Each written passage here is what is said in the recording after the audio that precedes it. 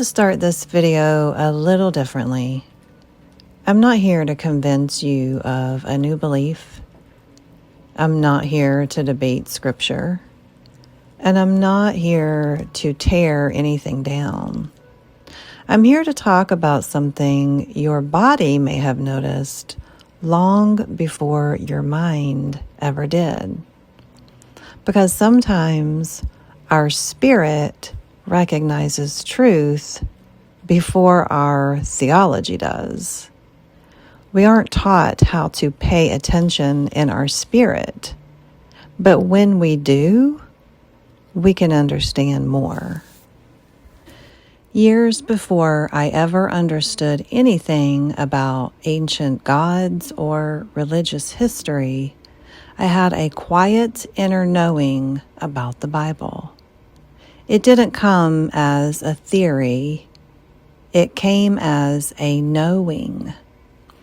In my inner awareness, I always sensed two very different presences. One felt gentle, safe, and loving, like my father. The other felt smaller, angry, tense, like pressure, fear, and control. I didn't have names for them, and I wasn't trying to analyze anything. I just knew they didn't feel the same. And love never feels like fear. When I was in religious spaces and listening to Christian teaching, something always felt off. I would hear about a God who demanded blood, literally burning blood from a dead animal, he said, is a sweet savor to his nose. Think about this. The creator of all things, source energy, the same energy we have flowing through us right now, who not only created you and me, but universes and worlds, is asking for his people to kill his creation and burn it so he can get a good whiff. What? A God who punished cities, killed women and children, innocent children. In the book of Numbers, chapter 31, it reads, "And Moses was wroth with the officers of the host, with the captains over thousands and captains over hundreds, which came from the battle. And Moses said unto them, Have ye saved all the women alive? Behold, these caused the children of Israel, through the counsel of Balaam, to commit trespass against the Lord in the matter of Peor. And there was a plague among the congregation of the Lord. Now therefore kill every male among the little ones, and kill every woman that hath known man by lying with him.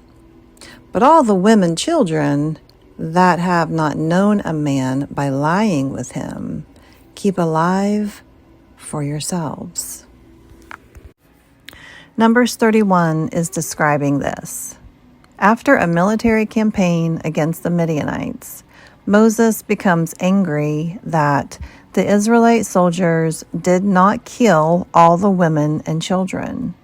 He explicitly orders all male children to be killed, all women who have had sexual relations to be killed, only young virgin girls to be kept alive for yourselves.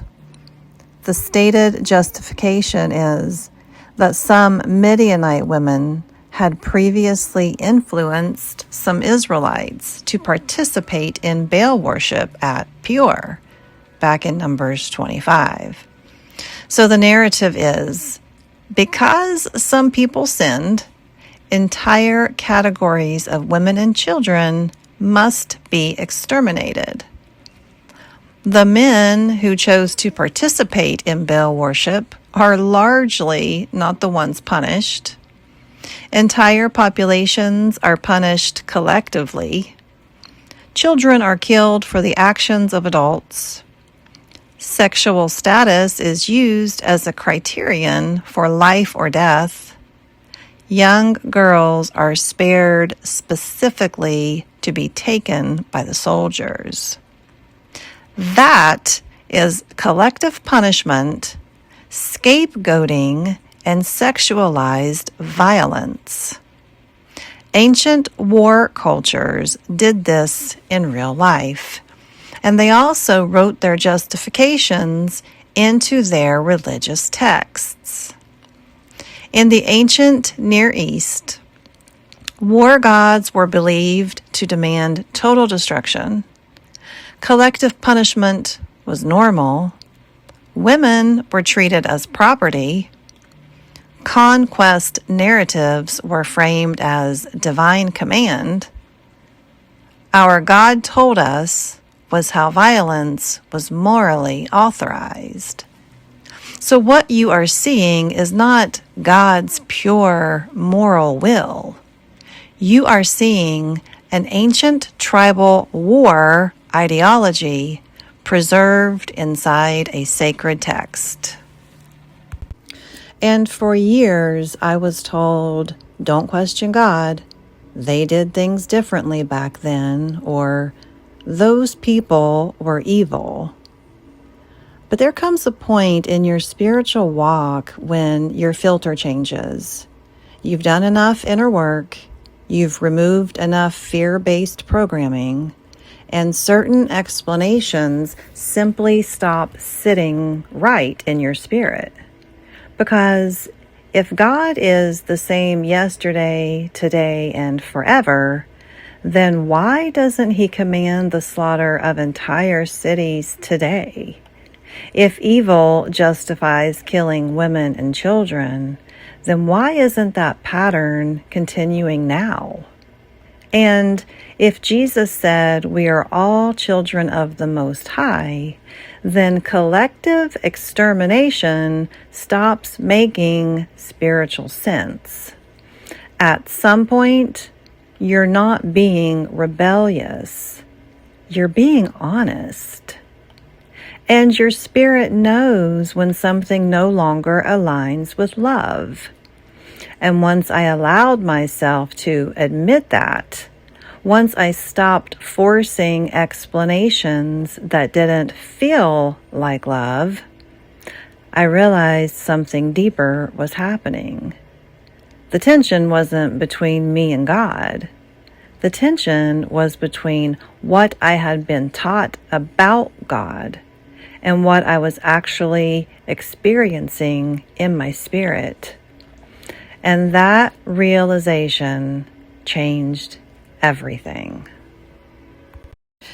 And this is where something very important shifted for me.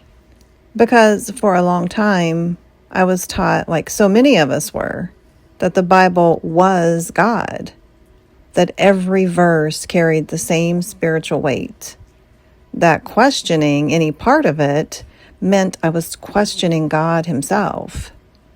So when I would read passages like this, passages that felt nothing like love, nothing like justice, nothing like compassion, I assumed the problem had to be me. But the more I prayed, the more I listened, the more I realized something gentle but deeply freeing. God never felt harsh. God never felt violent. God never felt like fear. The book sometimes did, but the presence I encountered in prayer and stillness never did. And slowly I began to understand. The Bible is not a single voice. It is a library, a record of human encounters, human cultures, human wars, human fears, and human moments of genuine spiritual light, all preserved together in one collection. Which means not every voice in it is the same voice. And that realization didn't take me away from God. it brought me back to Him. How Tools, Not Rules was born. There came a moment where I felt something very clearly in my spirit. You are trying to love God through a rule book, but I am inviting you into relationship. I realized I had been taught to worship the text instead of learning how to recognize the voice of love inside the text and inside myself. And that's when my entire spiritual life shifted. Not away from God, but away from fear. I stopped asking, is this verse correct? And I started asking, does this sound like love? Does this restore dignity? Does this bring peace? Does this feel like the same presence I meet in prayer? Those became my tools, not rules. The God, the source that I've come to know does not scare me into submission. He doesn't pressure me into beliefs or decisions. He doesn't threaten or rush or condemn. What I've encountered is a spirit that walks beside me, one who answers my questions, who explains what I'm feeling, who gently corrects me and constantly loves me. There isn't a looming sense of punishment hanging over my life. There is universal law, and there are real consequences when we move against that law. But those aren't punishments. They're cause and effect. They're learning and growing. And as long as we are willing to learn, to course correct, and to keep going, that is what truly matters. But the God I was taught in religion ruled through fear.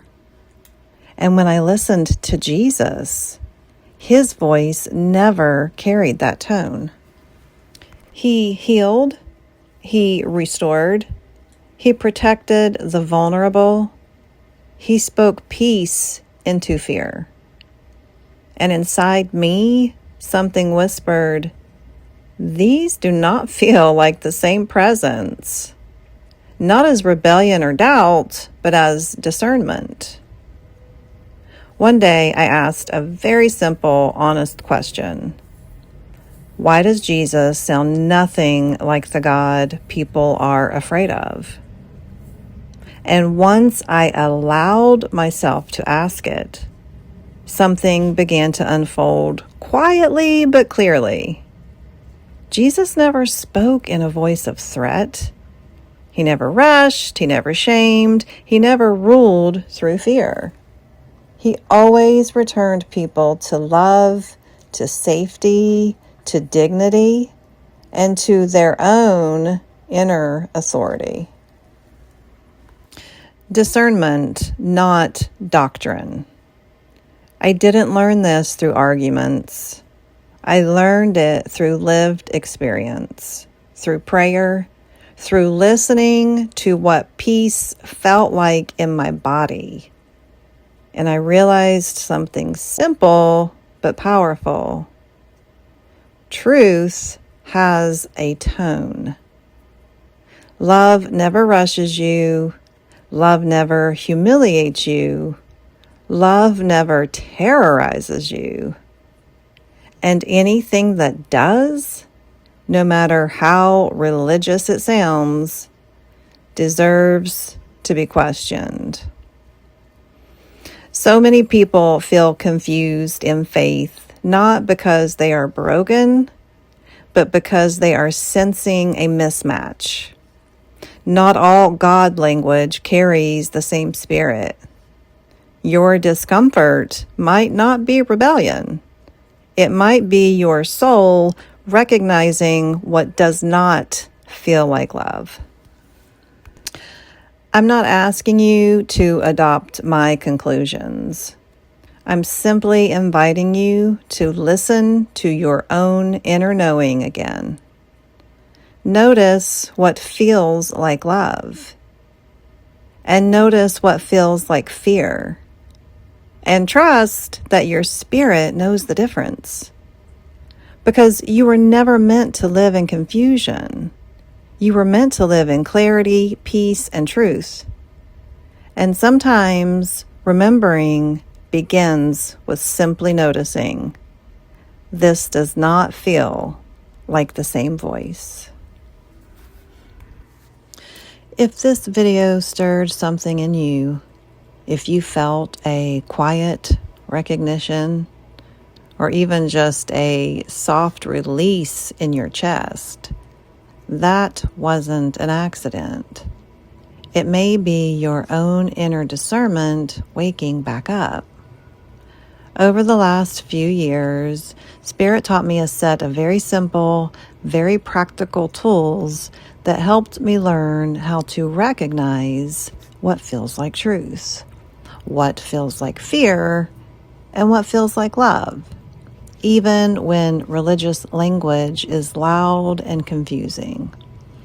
I gathered these tools into a course called Discernment, How to Hear God in a World of Spiritual Confusion. It's not a Bible study or a belief system, and it's not about following me.